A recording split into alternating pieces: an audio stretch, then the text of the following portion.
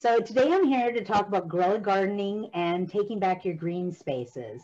Now, basically it's a garden revolution, and I'm going to tell you all about it.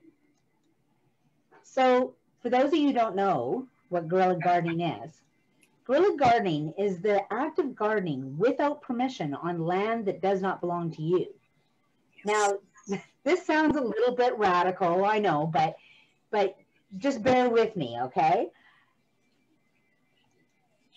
Now, so what I'm going to teach you today is especially how guerrilla gardening is so important during a pandemic. I'm going to tell you about who does it, when they do it, where they do it, how they do it, why you're going to want to do it, and what you're going to do to become involved with it. So first of all, we're going to talk about the who. Now, the first time I learned about guerrilla gardening, I came across this quote, and it said, "Gardening is the most therapeutic and defiant act you can do. Plus, you get strawberries." Now, it was attributed to this guy named Ron Finley. And I totally understood how gardening could be therapeutic. It's good physically, it's good mentally, but I really couldn't get the whole gardening is defiant thing. And it's not like I didn't understand what the word defiant meant, because my mother explained it to me many times while I was growing up. So I thought, well, I got to check out this guy and Google him and just see what he's all about. This is Ron Finley. Now, he does not look like any other gardener that I have ever read about or seen, and he calls himself the gangster gardener. Now, he lives in southeast LA, and where he lives, you have to drive 40 miles to get fresh vegetables. So he decided that he was going to do some gardening on the little strip in front between the sidewalk and the road. And there's this little tiny grass strip, and it belonged to the city. So he planted some tomatoes and he planted some herbs, and people in the community would come by and help themselves to the vegetables. Well, this was all great and the community loved it. However, the city wasn't too happy about it.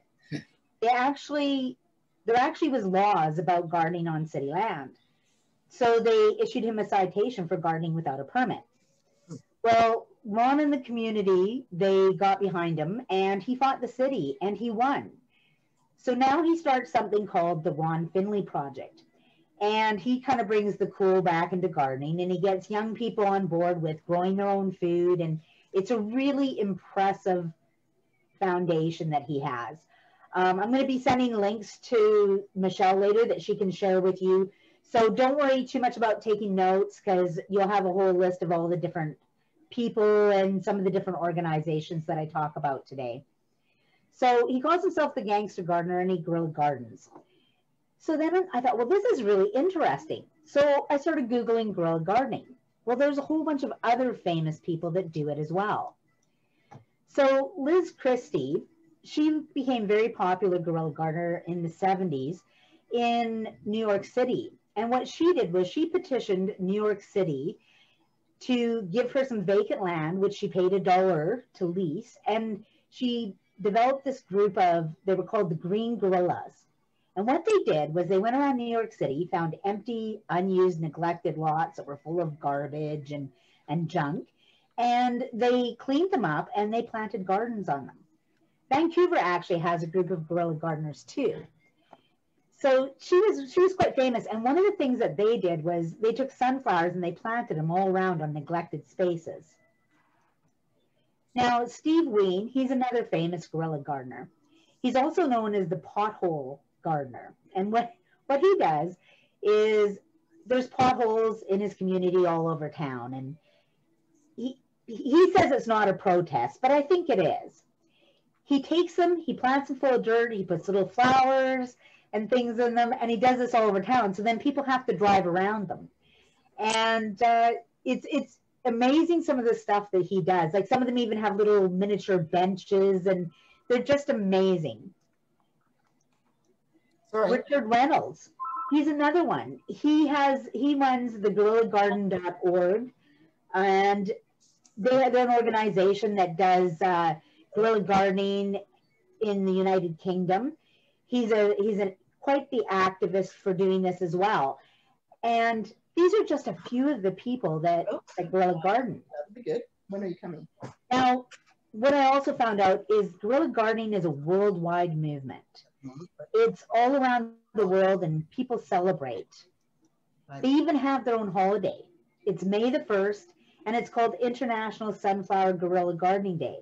And you celebrate by taking sunflowers and planting them at your neighbor's place, on neglected spaces, and it's an actual holiday.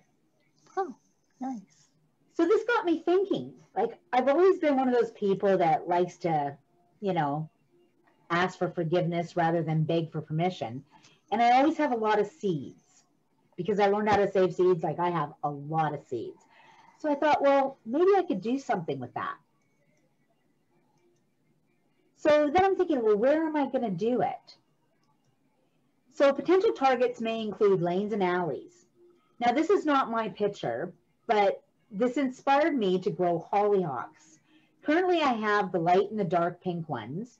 And this year I bought the yellow ones, and I bought some black ones as well. If you look, there is not much dirt in this alleyway.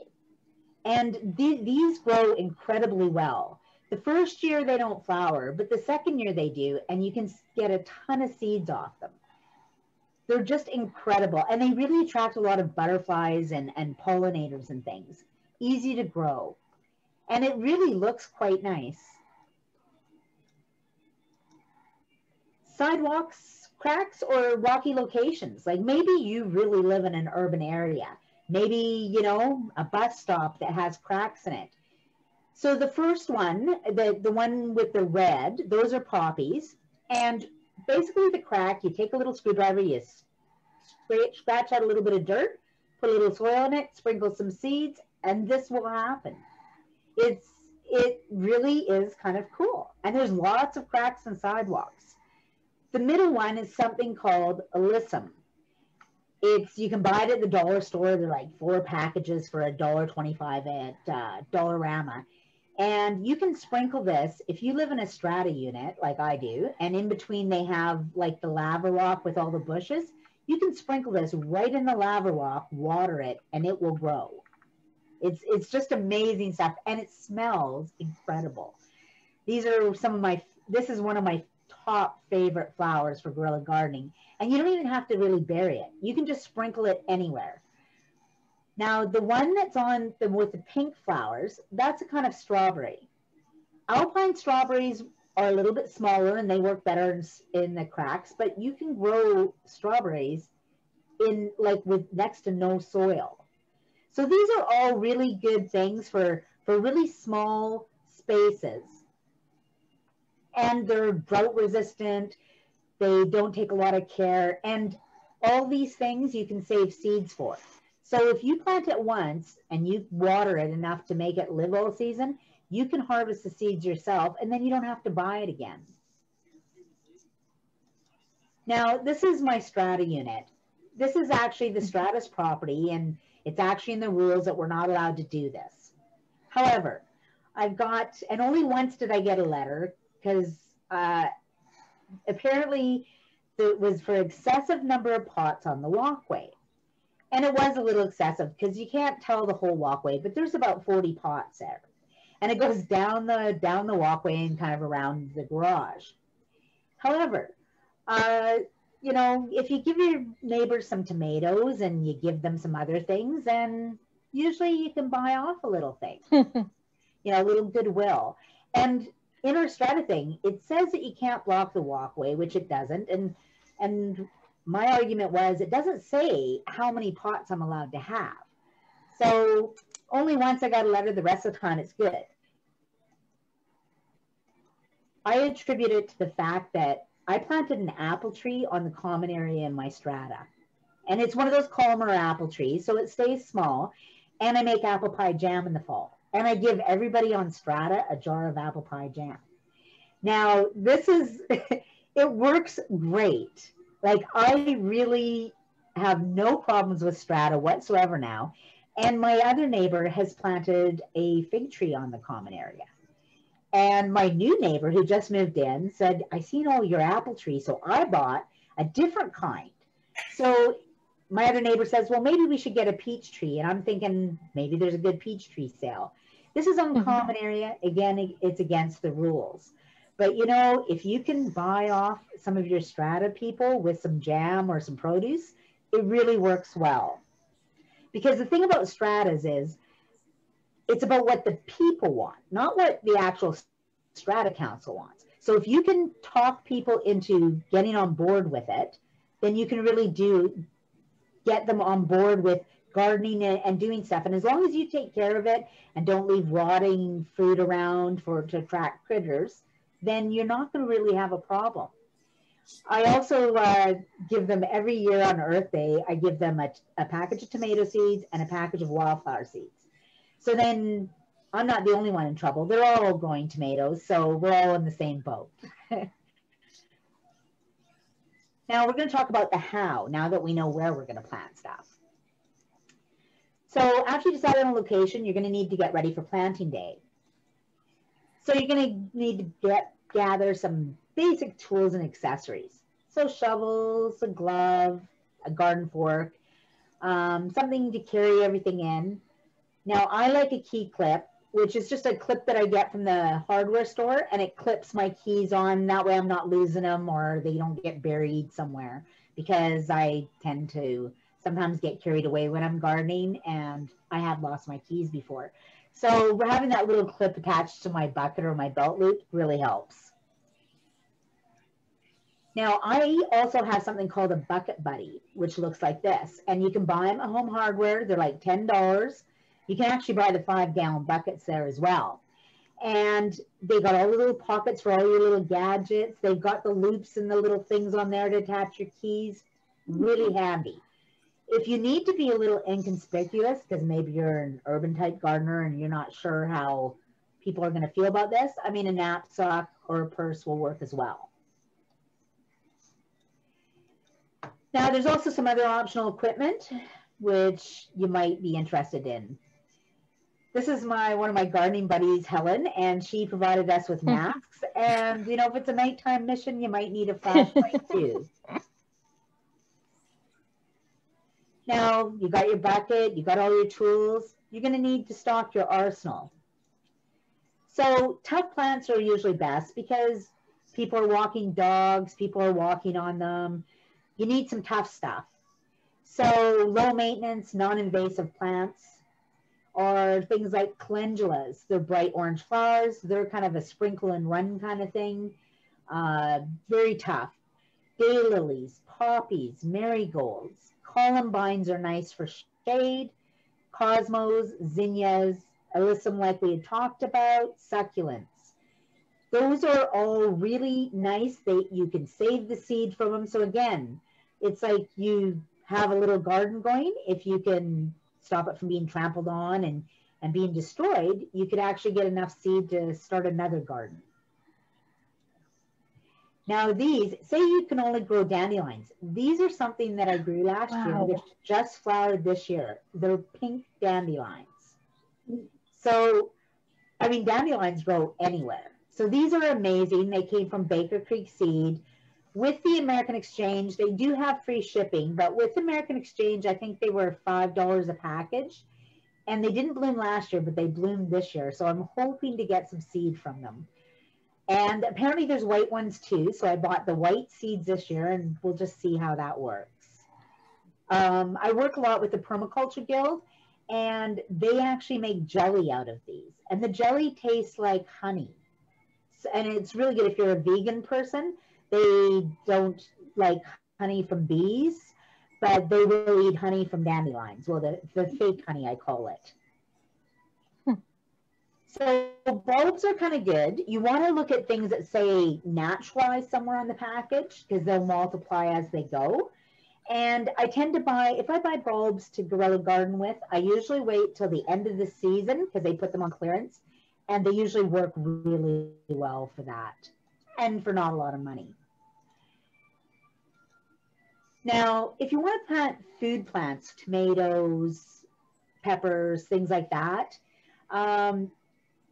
food plants are a lot more work than your regular flower plants. They take a little bit more maintenance. You have to be on top of it for harvesting and things. Herbs are really good. They're kind of low maintenance, and there's a lot of really drought resistant ones. Rhubarb is a good one for if you're going to be doing it for a guerrilla garden aspect. And berry plants are pretty good. Strawberries and things. Raspberries are a little bit big, but if you have a big enough space available, they are good because you can always get more and more as they go, because they do like to multiply. Now seeds. Seeds are my favorite thing. I save seeds from almost everything. So you can see a lot of self-seeding varieties that are really handy for starting new gardens and starting seed bombs. Now, do you guys know what seed bombs are? No. No?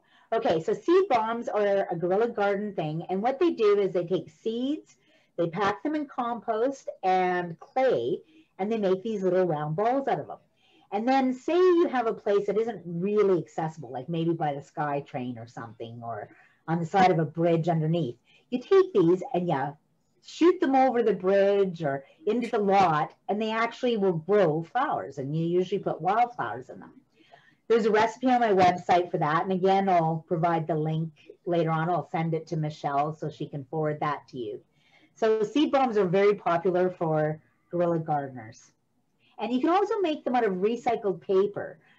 And so it's something that might be a fun thing to do, maybe with some of the people that you know, or you can make seed paper as well. And it's quite a popular thing. That might be a workshop to come, Brenda. Yeah, well, it is kind of a fun thing, right? And seed paper is nice because you can make cards out of it, send it to people. People like it for weddings because they'll cut them in heart shapes and they'll be like a little wedding favor, and people can plant them later. So they're quite fun. Now, the thing with guerrilla gardening is you're going to have to look at watering options. And water, one, weighs a lot, and two, you may not always have access to it depending on where you're watering. So a 1 to 2 liter bottle will work for a single tomato plant or maybe a small container, but you're going to need a lot more water depending on the size of your container. And you need a way to transport it easily. So, you know, water bottles, pack a few in a knapsack on your way to it or on your bucket buddy, that'll help. You can get these sprayers, which I do use this because it holds about 2 liters of water, and you can spray it like a stream, and that's quite nice. If you're really, really hardcore guerrilla gardener, you can always get the backpack version. Okay, so these are things too, but I mean, if you're on a budget, any water container will work. So the other thing you can do is you can make a sign asking the community to help you water. And that's worked out really well. I've done that in a few locations. I just have a sign saying, please water me. This is a guerrilla garden project from Guerrilla Garden Ventures, and people go there and water it. So that's been quite easy too.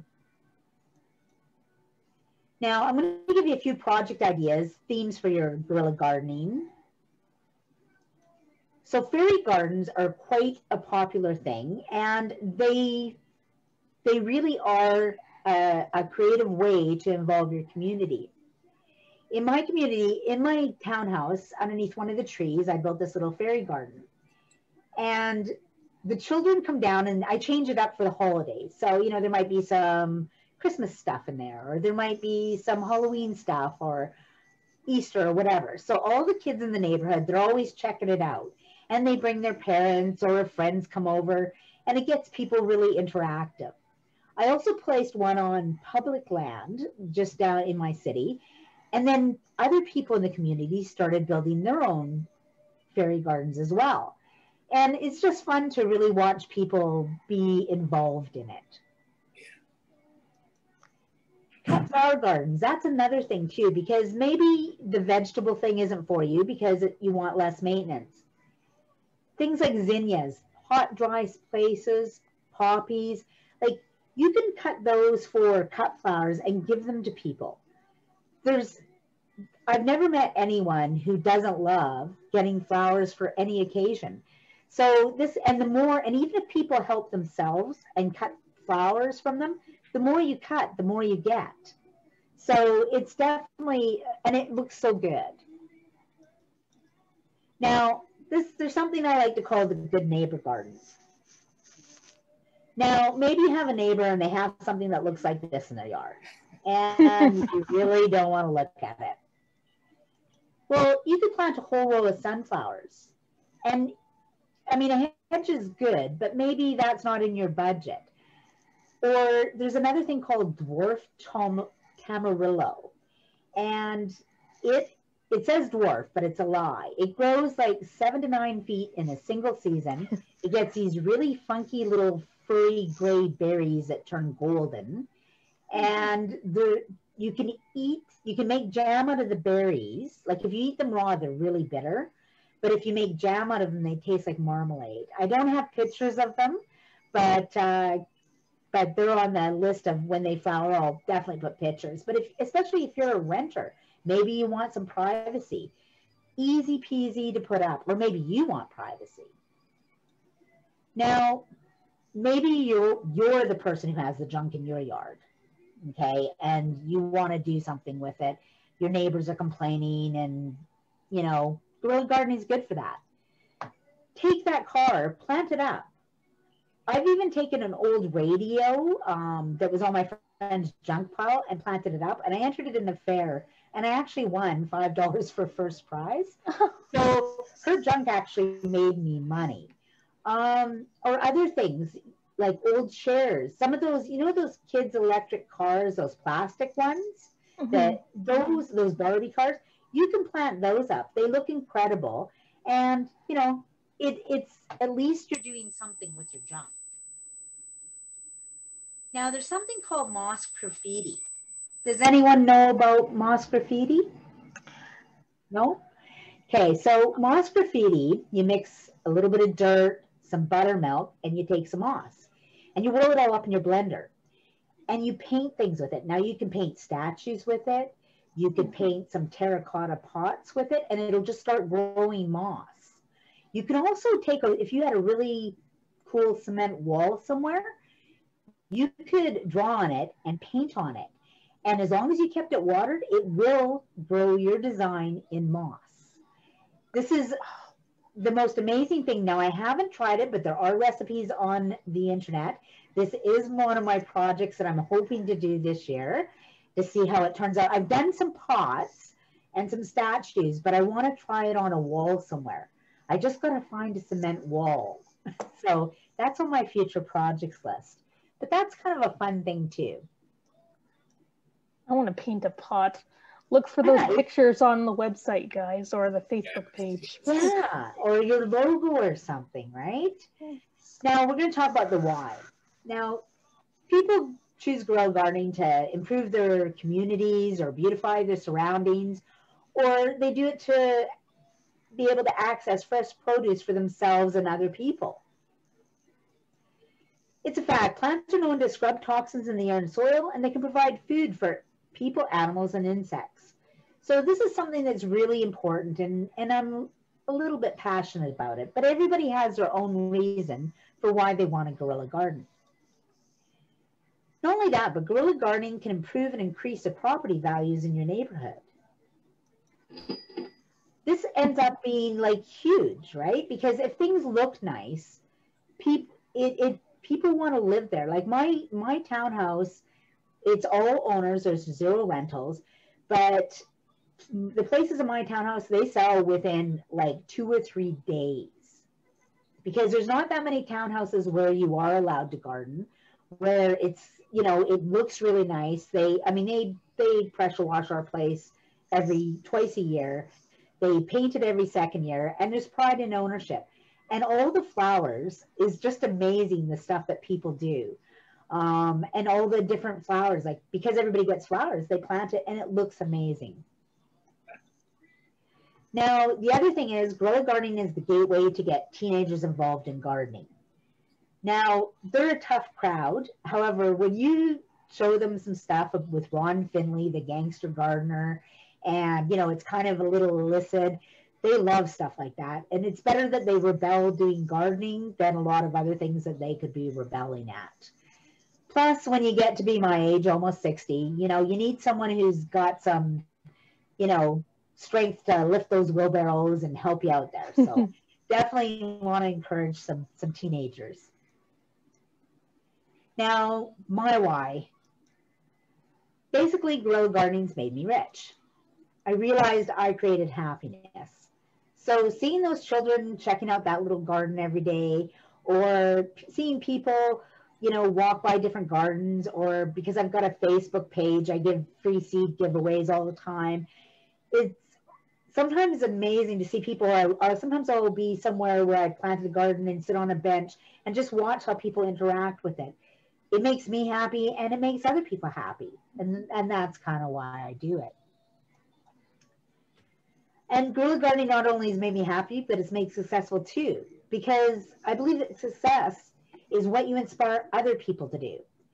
So if you can get people on board with improving their communities by gardening, and it improves people's well-being as well, it's a guerrilla gardening revolution. And I think it's so important, and I think the world needs more of that. So now we're going to get to the when. When should you guerrilla garden? Every chance you get, like every chance. So one of the things I want you to take away from this is I want you to take back your green spaces. Your government spends thousands of dollars every year on landscaping. If you can convince them, like become a keyboard warrior, even if physically you can't get out and guerrilla garden, or maybe, you know, you're not a color outside of the lines kind of person, you know, send off emails to your parks board, to your city, and try and promote more community gardens. Things like, you know, maybe you can talk them into doing edible landscaping. Like blueberry bushes make an incredible hedge. They turn red in the fall. They are absolutely beautiful.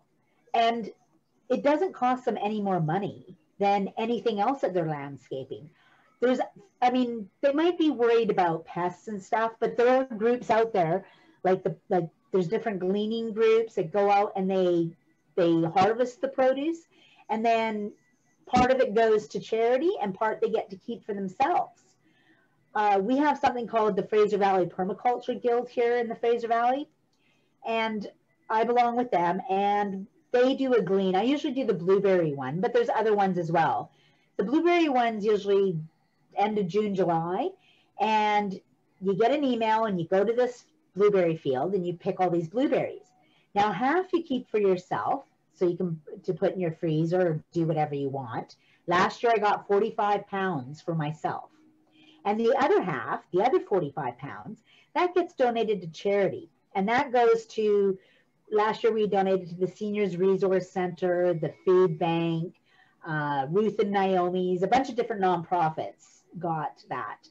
They also did some apple gleans, which I have an apple tree, so I didn't participate with that. They did some fig gleans, some crab apples, and it's always a portion goes back to charity. If it's a farmer, usually the farmer takes a third, the people who pick get a third, and then charity gets a third.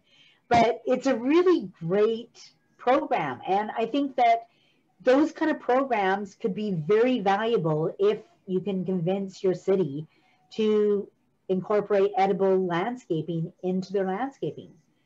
Community gardens, like these things really, or maybe, you know, you can convince them to one of their empty city-owned lots to maybe work with the guerrilla gardeners in Vancouver and say, hey, what can we do to work together? There's things that maybe if enough people get on board, you can change that. Now, every year I give over 1,000 packages of seeds to various people and organizations. I save the seeds, and that's part of the reason I guerrilla garden. Like I have a community garden plot, and I have my containers, and I call it the pot garden in my walkway. But I need guerrilla gardening to harvest seeds so that I can give them away. And I do it for a variety of reasons. So basically, my mother taught me to always share. People love free stuff. And the seeds were starting to take over my townhouse. This is only a small portion of what I have in my townhouse in the garage. There's so many seeds. Now this year, I actually went on Marketplace. I bought this brass seed mailbox, with this brass mailbox for $5. And I decoupaged it and decorated it all up. And I put it on a public fence about a block from my house. And every morning I go and I walk my dog and I put some more seeds in it. And on my Facebook page, I tell them whatever seeds it is. So when it was, I had National Guest Day. So then I put Tamarillo seeds in there. And then there's like Never Been Better Day, and I put beans in there. And then there was tomatoes in there, tomato seeds. So it changes throughout the season, and I just add to it. This has been really popular. And people, it's kind of one of those things. There's a playground just on the other side of this fence. So sometimes I'll just sit in the playground and watch people interact with it. And it helps people garden. And people, if they get something for free, maybe they give it away, maybe they plant stuff. If I encourage just one person to garden, it's a good day. And I've got so many seeds, it doesn't matter anyways. Now, before you start guerrilla gardening, you're going to want to know the rules. Now, some cities and strata corporations have laws against guerrilla gardening, and it's illegal. And they can impose large fines if you're caught. That's where that whole bribery thing comes out. So, just be aware, sometimes there's fines. Usually they're not going to send you to guerrilla garden jail, but some places are stricter than others, especially when it comes to stratas. So there's some other things that you want to keep in mind. So don't rip up existing gardens. So make sure it's unused and neglected before planting anything, because maybe there's something already planted there, but it hasn't sprouted yet, so you don't know. We don't want to ruin other people's gardens. You want to hide the evidence. So you want to clean up after yourself. Don't leave a bunch of empty pots laying around and some plant tags and things like that. We definitely want to be respectful and clean up your space. Don't introduce items that aren't meant for outdoors. So this means things like, sometimes people will put a statue from inside their house and they think, oh, that's kind of cool. But sometimes it'll disintegrate, or it might have lead paint or things like that. So just be aware that if it's not meant for outdoors, you may not want to put it out there for decorations. If you plant food, you want to make sure that you're harvesting the vegetables and the edibles regularly to avoid rat or other urban creature problems. That's usually what most cities are worried about. But if you're on top of it, then it's pretty good. Sometimes if you're worried, even if you're growing it for other people to harvest, just, maybe put a little sign saying, hey, this is for people to harvest, help yourself. And then you don't really have that rotten fruit or vegetable issue. Flowers, again, are usually less worth than vegetables. You don't want to let it become an eyesore weed patch. So don't just plant it and leave it and you're not ever going to do any maintenance, because if it starts to look ugly again, you're going to get maybe a little bit of heat for it. And when gardening in public spaces, sometimes things may get destroyed or they might go missing. This is one of the things you're just going to have to accept it. It's all part of the guerrilla gardening concept. So one time I planted this little planter. It was just a free little box I got for free, and I painted it up, and I had some leftover pansies. So I just put them in it and I attached it to this fence, and someone took it. But it made someone happy, obviously. And it was just leftover stuff anyways. So it didn't matter. It was all just free stuff. So, whatever you put there, just most people are pretty respectful. Like the seed box, I thought someone could maybe take it, but no one has, and it's been up since end of February. So, just make sure that anything, don't get too attached. Now, the other thing, you're always going to want to practice safe gardening. So if you're going to be planting food, you want to really research your site, especially if it's on public property, because there might be future or current contamination issues. Maybe they spray it with herbicides, or the city sprays it with pesticides. Like, you can contact them to find out. if you're in doubt, or maybe it was a previous asbestos site. I mean, if you don't know the whole history of where you're planting, if in doubt, plant flowers instead. It's just safer that way. Now, we're going to talk about bad seeds. So many flowers and plants are extremely poisonous, and for liability reasons, some plants should never be used in guerrilla gardening settings. They're actually, I'm going to be sending you a link as well, and it's for the poison control. And so if you're not sure, you can just phone them up and they'll absolutely tell you. And I'll be sure to send that link to Michelle as well. The other thing is, don't plant invasives. The BC Council of Invasive Gardens Club, they have actually, a lot of people plant certain plants and they take over. Usually it's not such a big deal in the city because it's a cement wasteland and there's nowhere really for it to go. But if you live somewhere where there's open fields or open spaces, it can totally take over your natural vegetation and cause major problems. So if you're not sure, again, there's a website for this. You don't have to write this down. I'll supply the link for this as well. And you can just go on there and check before you plant. So basically, I want you to channel your inner garden rebel, and I want you to join the Guerrilla Garden Revolution today. It's a gardening revolution. Food has never been more important than during this pandemic. Last year during the pandemic, when it first started, of course, that was at the beginning of gardening season. So I just went whole hog because I had all this free spare time during COVID. And it wasn't until October that I actually had to go out and buy tomatoes, and I had to buy peppers. And I bought peppers, and I only bought a couple of things at the store, and I looked at my receipt and I was like, that seems a little bit high because I hadn't bought vegetables, you know, all summer long. And it was $2.37 for one pepper. And the tomato was $2.50. I just about died.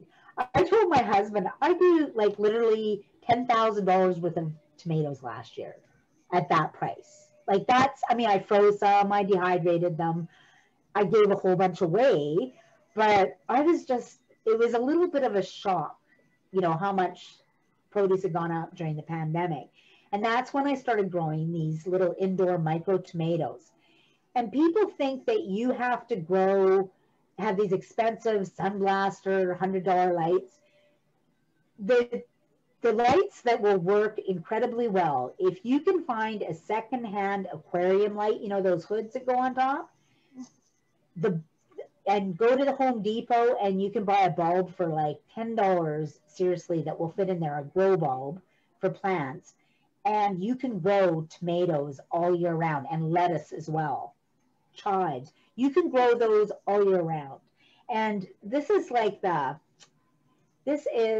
my tomatoes right now. Oops, losing them. But they're all grown, and I've probably got so far about 3 or 4 containers of these little tiny tomatoes, these micro tomatoes. They grow in a 6-inch pot under lights, and I've had more than 4, but the rest of them I've been saving for seeds. So and it was just an experiment to see if I could actually grow tomatoes under lights in a limited space. So they grow in my office, and it's amazing what you can grow. So next year, I'm going to maybe get a different shelving and maybe a few more fluorescent lights and grow them. So, you know, it's definitely a thing, and I'm going to try and take cuttings and plant them outside, and we'll see how they do. So I have lots of Guerrilla Garden adventures, lots of things I do, different giveaways and things like that. I'm on Facebook and Instagram. And I always, when I find really good seed swaps or things like that, I post them there as well. And a lot of them are virtual seed swaps, which are over Facebook and things. And that's where I got the seeds for the micro tomatoes, like I said, for $0. So the dirt cost me, I think I calculated the dirt for my 10 pots of little tomatoes. The pots I already had, the tomato seeds were free, and it cost me about $4 for the dirt because I buy it by the bale. I use something called Sunshine No. 1. and it's about $40 for a big bale. And I used about $4. But any of these things, I'm going to try to take cuttings. I'm going to try and Guerrilla garden them, and we'll see how it turns out. And I have a website as well in case you guys are interested. And yeah, anything you can do to become involved in guerrilla gardening, I highly recommend it. And that's all I have to say about guerrilla gardening. Is there any questions or anything I can help you with? Yes. Angie. How do you grow carrots? Yes. Okay. Carrots are one of the harder ones. If you grow the shorter ones, they're called little fingers. They grow better than the longer varieties, and those you can grow in a pot as well. And there's another one that's a round one called Paris, and it does quite well in smaller spaces as well. My problem with carrots is they usually end up getting wire worms, which when you pull them out, have you ever noticed little tunnels in your carrots? Yes. That's what those are, is wire worms. One of the things that can help with those is if you plant marigolds, which are a really good guerrilla garden plant, and you can save seeds from those as well, is if you plant like the marigolds in between your carrot rows, that helps because the smell of the marigolds kind of distracts them from your carrots. The other thing you can do is if it's a wireworm problem is you take a potato, you cut it in half, and you put it upside down, and in the morning when you lift it up, there'll be all these wireworms in it, and you dispose of it. Because that way you'll catch them if it's organic. There's pesticides and things like that. And you know, if people feel comfortable using pesticides, definitely go to your garden center. I don't, because my community garden doesn't allow any chemicals, and plus it's expensive for chemicals, and I'm kind of cheap, so I don't use them. And it's just, and in a townhouse with lack of space, it's just one more thing I have to store. So I try and use, you know, as little as possible. So that's a really good organic way to kind of deal with them. Does that help you at all, or? Yeah, thank you. You're welcome. I would actually just avoid planting root vegetables if you're doing guerrilla gardens. So just root vegetables are a little bit harder for some of the things. You know, containers they work in. Sometimes it's, I have a friend who lives in an apartment building, and she has 2 big cement planters out front, and it's got like these dead things in there. Like, I don't know what they were originally, but they're just dead bushes. So one night we went to her house and we pulled them out and we threw some dirt in there, and then we planted beets, we planted some beans, bush beans, and we planted some marigolds, and it looked really good. And everybody thought that the management company didn't, but they didn't. And nobody touched anything, and everybody really liked it, right? So, you know, and my mom, she's in a care home, but the last care home she had, they had a bunch of cement planters, and there was these hedges in them. And same thing, the hedges were all half dead. So one day when I went there, they were all pulled out, and I'm like, oh, what are you going to be doing with those? They're like, well, we're thinking about, you know, maybe just filling them full of dirt and letting the residents plant, because it's really good for horticultural therapy. And they're raised planters, and some of their people, you know, have back issues or in wheelchairs. And I'm like, well, I'll give you some seeds and some plants. So, you know, every day I would go see her, and there was a gentleman there, and some residents weren't interested. But this one old guy, he would be out there and he watered them, and he'd be picking them. Like, that was his favorite thing, was when they had dinner, he would go out and like dig up the potatoes and bring them in, and he got to eat his own food. Like, he was just so happy. It was, you know, it was amazing to watch. So there's things like that too. Like, it's, you know, if you look around, like you probably didn't notice before, but when you're out walking around or traveling around, you're going to see things like this. And sometimes if you approach people, they will be on board with it. Or sometimes, like my friend, we don't even tell them, we just do it, right? You know, next is my hairdresser. She has two pots in front of her place, and they're just horrible. And she says nothing will grow on them. I said, oh, I'll take care of that. So that's next week's project, is we're going to plant up her planters. Yeah. So yeah. And is there any other questions or concerns? Well, you're not cheap, you're frugal. Frugal, that's what my husband says, frugal, right? And I'm like, well, you know, I just don't see wasting perfectly good stuff, you know, and there's this book, I don't know if any of you have heard of it. It's called The $64 Tomato. But it's about this guy, and yeah, he basically, they lived in the city and they seen this house and out in the country, and it was, you know, the lifestyle. They thought this is going to be great.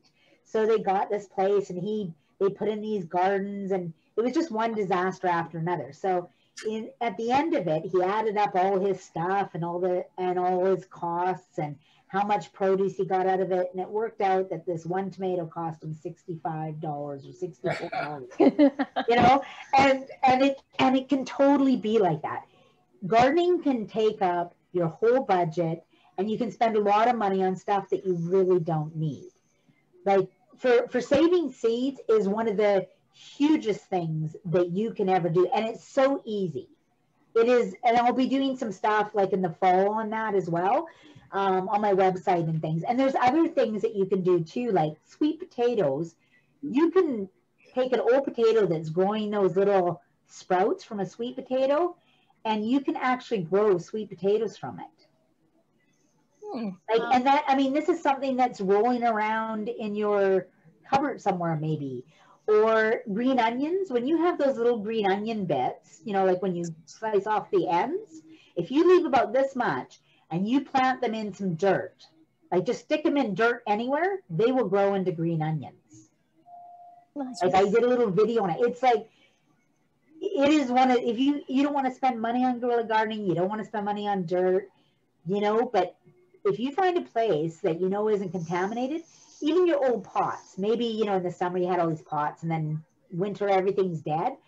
In the middle of winter, I stick these things in there, and then as soon as it gets spring, they sprout and I can eat them. I've been eating green onions now for probably 2 months outside, just from those little sprouts outside.